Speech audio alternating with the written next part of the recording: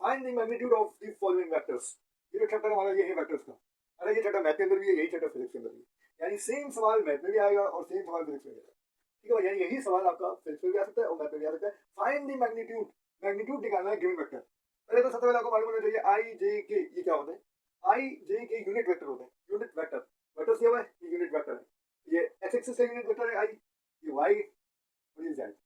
आपको पता है एक्सिस क्या होते हैं, एक्सिस बना के दिखा देता हूँ, रिमूव कर दूंगा। ये हमारा हो गया एक्स एक्सिस, एक्स एक्सिस, ये हमारा बन गया वाई एक्सिस। कौन सा एक्सिस बन गया भाई, वाई एक्सिस। तीसरा वाला होगा बोर्ड के ऊपर just like this, Z axis.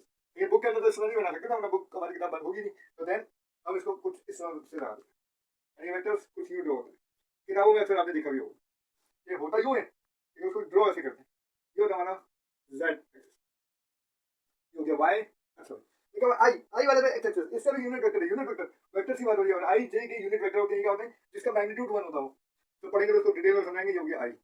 Y axis से यूनिट वेक्टर क्या होगा, जे। जेड एक्सिस से यूनिट वेक्टर क्या होगा, के। यानी आई, आई जे के, याद रखिएगा, ये याद रखने वाली बात है। ठीक है जी। अब देखिए मैग्नीट्यूड निकालना है।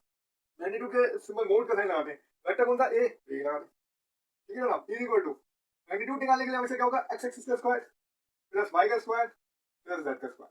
क्या आप याद कर लें फॉर्मूला, 3 एक्सिस है तो 3 आ जाएंगे, 2 एक्सिस की बात होगी तो 2 आ जाएंगे। ठीक है भाई, अभी किसकी बात होती है, 3 की, तो एक्स वाई जेड तीनों मैंने बना दिए।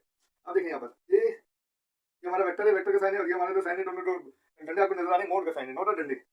Under root x, here x equal to 2, 2 का square, y, y equal to 2, y 2 plus z, z equal to कुछ नहीं होता तो क्या होता है भैया, -1। क्या होता है भाई, -1, माइनस आएगा तो माइनस आएगा, -1। ये हमारा आ गया अंदर रूट 2 का स्क्वायर कितना होता है बच्चों, 4, 2 का स्क्वायर 4 प्लस का प्लस, माइनस का स्क्वायर हमेशा माइनस के ऊपर जब भी इवन पावर आ जाए जो 2 से डिवाइड होती है तो साइन हमेशा प्लस का आएगा। वीडियो को रिवर्स करके दोबारा पहले करके देखें, माइनस साइन के ऊपर हमेशा इवन पावर आ जाए तो आंसर प्लस का आएगा। ठीक है, 4 4 8, 8 1 9, 8 1 9, 9 किसके रूट है, 3 का। तो हमारी किताब में आंसर आ रहा है, क्या आ रहा है बच्चों, 3 आ रहा है।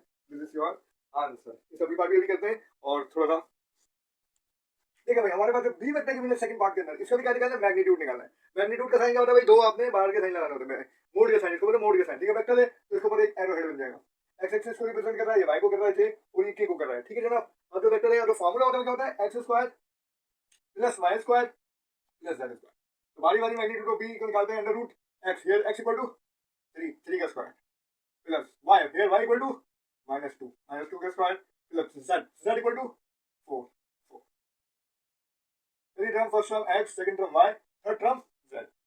3 मोड का साइन अंडर रूट 3 का स्क्वायर 9, 2 का स्क्वायर 4। मैंने आपको लास्ट सवाल में बताया था कि माइनस साइन पे जब भी इवन पावर आएगी तो आंसर प्लस का आएगा, तो अपने आंख बंद करके प्लस लगा देते हैं। माइनस साइन पे जब भी इवन पावर आएगी तो आंसर प्लस का आएगा।